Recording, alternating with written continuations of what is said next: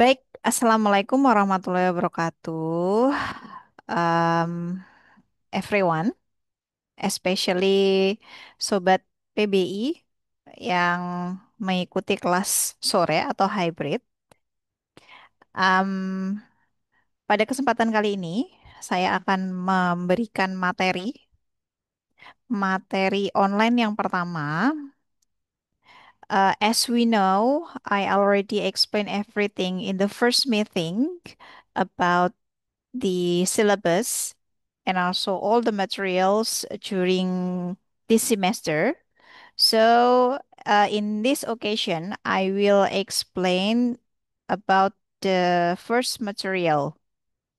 Okay, let me share the material for you to make everything clear. Okay, let's see. Yeah, here you go.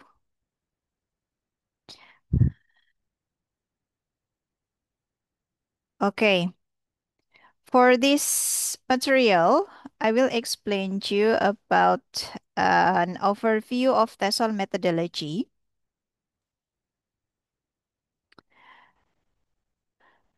Okay, for the first, um, if we talk about TESOL methodology, we will find some common terminology.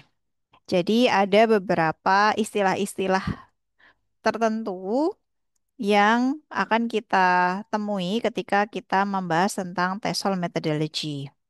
Karena mata kuliah ini berhubungan dengan metode ajar untuk guru yang mengajar siswa dengan bahasa lain gitu ya, teaching English to speakers of other languages gitu ya.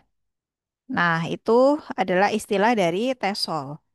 Jadi ada banyak sekali istilah-istilah di sini ya. Ada TEFL, ada TESOL juga. Teaching English as a foreign language, teaching English as a second language. And then more of them, there are still ELT, EYL, ESP, EAP, EAL ya. You can read it by yourself. I already attached this material in a Google Classroom. So here, if we want to know about methodology, we have to know the definition ya, definisi dari methodology. Kalau kita mengacu kepada Longman Dictionary of Applied Linguistics, di sini dikatakan bahwa methodology itu dapat didefinisikan sebagai the study of the practices and procedures used in teaching, the principles and belief that underlie them. And also, methodology includes study of the nature of language. It can be reading, writing, speaking, and listening. How the four of English skill should be teach. Jadi bagaimana empat skill ini akan diajarkan, gitu ya. Itu adalah bagian dari methodology. What else? Study of preparation of lesson plan, materials, textbook for teaching language skill. Jadi ternyata metodologi itu bukan hanya sekedar prosedur-prosedur saja, prosedur mengajar. Tapi di dalamnya juga terkandung akan terkait dengan adanya pengembangan lesson plan, penyusunan materi ajar gitu ya, pemilihan textbook yang akan digunakan untuk mengajar. Oke. Termasuk juga di sini di poin yang ketiga, evaluation and comparison of language teaching method. Ya, ada evaluasinya juga. Sehingga methodology dikatakan oleh Richard gitu ya. Such a practices, procedure, principle, and belief themselves. Jadi ada praktisnya, ada procedure-nya, ada prinsipnya juga. yang nanti itu semua akan dikolaborasikan dalam proses belajar mengajar. Oke, look at this point ya. I would love to make this one, so make it better for ya. Nah, ketika kita akan membahas overview of TESOL methodology, tadi kita sudah membahas definisinya, apa itu methodology ya, at a brief. Now we go on the introduction to TESOL methodology. At the first, we will see the different method from the early to the newest time. Jadi ternyata metodologi pengajaran itu dari tahun ke tahun, bahkan beda abad, itu sudah berbeda metode ajarnya. Gitu ya. Kenapa? Karena ini tentu saja dibarengi dengan perkembangan teknologi. Nah, kalau kita lihat di sini ada masing-masing 3 poin, up and down. You can see the first one in the above line. Traditional method in TESOL, communicative approach in TESOL, scientific approach in TESOL. Nah, ini adalah 3 kategori TESOL methodology yang akan kita pelajari di Introduction to TESOL Methodology. Karena nanti kalian juga akan mendapatkan eh, materi kuliah lanjutan Advanced TESOL Methodology di semester 6. Tapi di semester 5 ini kalian akan fokus ke Intro to TESOL Methodology dulu. Sehingga nanti kita juga akan ada pembahasan tentang traditional method ya. Kalau yang di bawahnya ada virtual language learning environment in TESOL methodology, computer assisted language learning and online language learning in TESOL methodology, multiple intelligence based language learning strategies ini nanti akan kita pelajari di semester 6. Oke, no look at here. Dari 3 komponen di awal tadi, kita kalau melihat traditional method in TESOL itu terbagi menjadi 4. Ini adalah metode ajar yang saya bisa katakan berada di zaman masih dahulu kala gitu ya. Ada grammar translation method, situational language teaching, audiolingual method, dan cognitive code learning. Oke. Kemudian, kalau kita melihat dari communicative approach in TESOL, we have 4 also. Communicative language teaching, cooperative language learning, competency-based language teaching, content-based instruction. And then here, for the scientific approach in TESOL, there is inquiry-based learning, project-based learning, problem-based learning, task-based language learning, and teaching. Nah, di scientific approach ini sudah banyak digunakan sampai dengan hari ini ya. Ini adalah metode-metode ajar yang eh, sampai dengan hari ini di kurikulum Merdeka maupun kurikulum 13 yang masih berjalan di Indonesia ini banyak digunakan metode-metode ini. Karena dianggap masih relevan. Back to the history of TESOL methodology. If you can see here, the history come from Europe and US. Ya, jadi pertama kali metode ajar khususnya bahasa itu mulai dipelajari di Amerika dan juga di Eropa gitu ya di tahun 1800-an. Ya, language was largely taught similarly to other subject. Nih. Nah, karena di sini bahasa itu digunakan sebagai pengantar untuk mempelajari ilmu lain seperti sejarah atau matematika dan ilmu-ilmu yang lain, bahasa ini sebagai bahasa pengantar gitu ya. Sehingga eh, guru-guru fokus pada mengajarkan siswa itu untuk belajar vocab dan grammar. Nih ya. Karena di sini mulainya dari negara-negara di Eropa dan US yang mereka adalah negara-negara native English, sehingga mother tongue-nya sudah English gitu ya. Mereka tidak perlu lagi belajar bahasa Inggris sebagai bahasa asing gitu ya.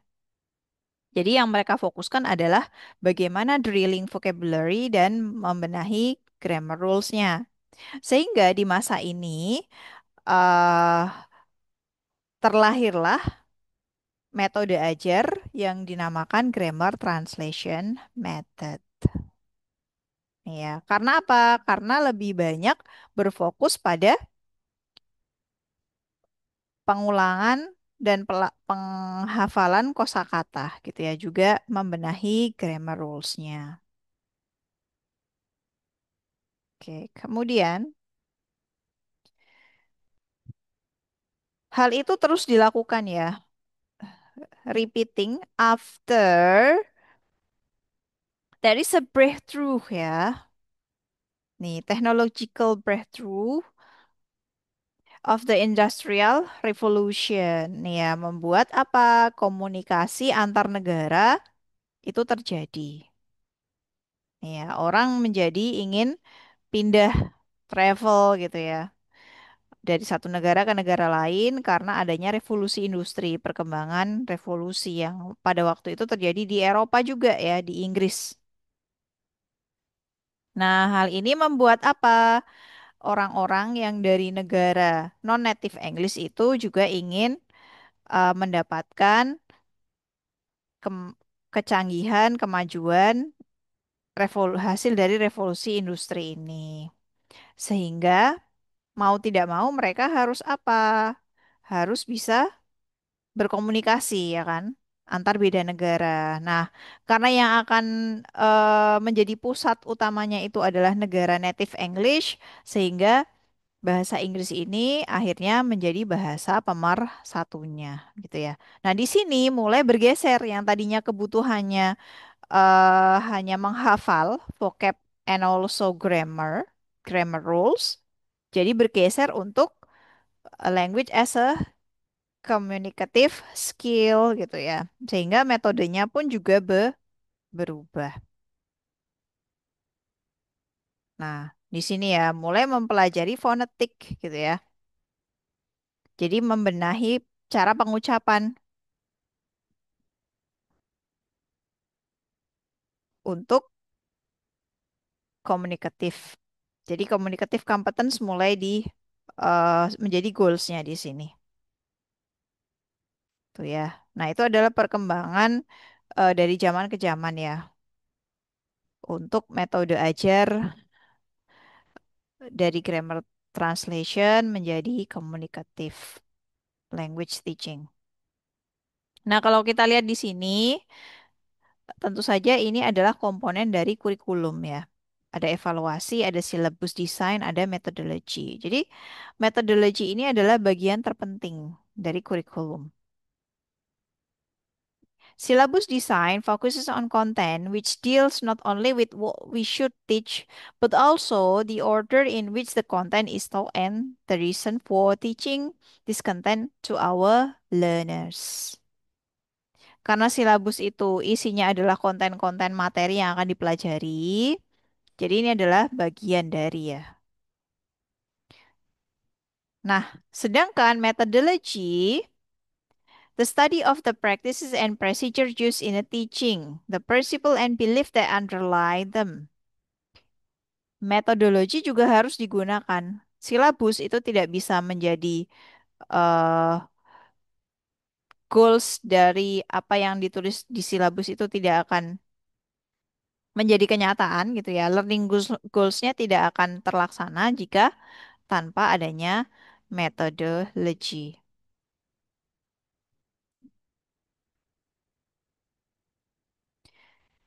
And then also assessment become ones that important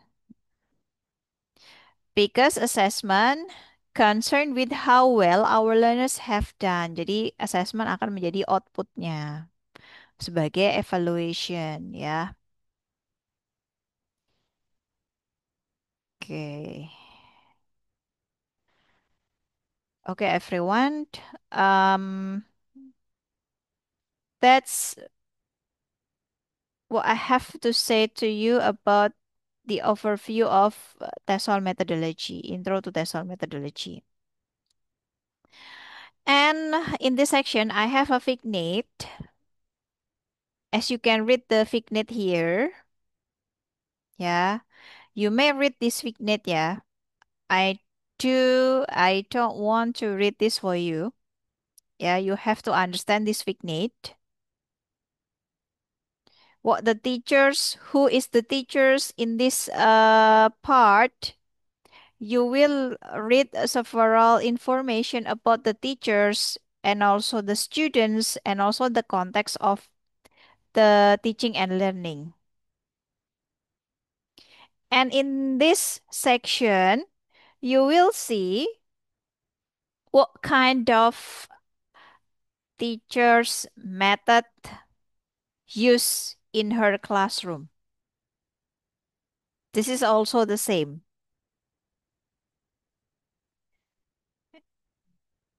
And also this one. So, I will give you exercise to reflect on this Fignet. You have to write three things that you notice in the Fignet. Yeah, and you have to explain using the video.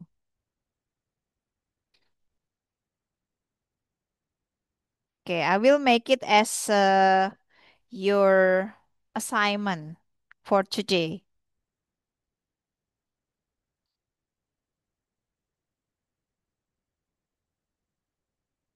But here you go. Um,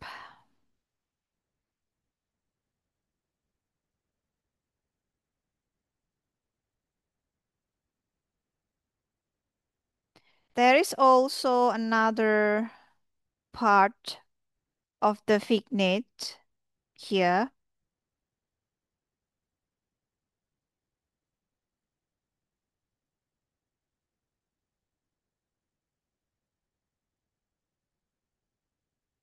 Well, what I would to say to you is you have to make your reflection based on the Fignet.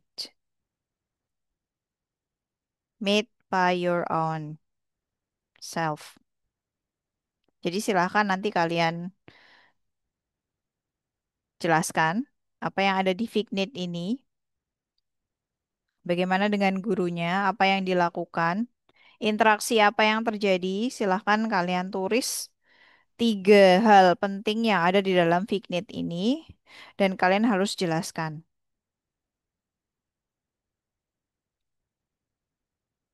Oke, that's all everyone for our today's meeting. That's it. Let me end. So please read carefully for the Fignet, and you will find three main important things in the Fignet when you are being a teacher.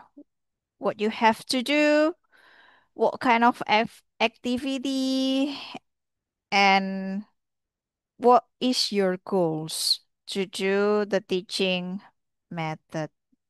I hope you will find a kinds of teaching method used by the teacher in the Fignet. That's all, everyone. That's what I can explain to you today.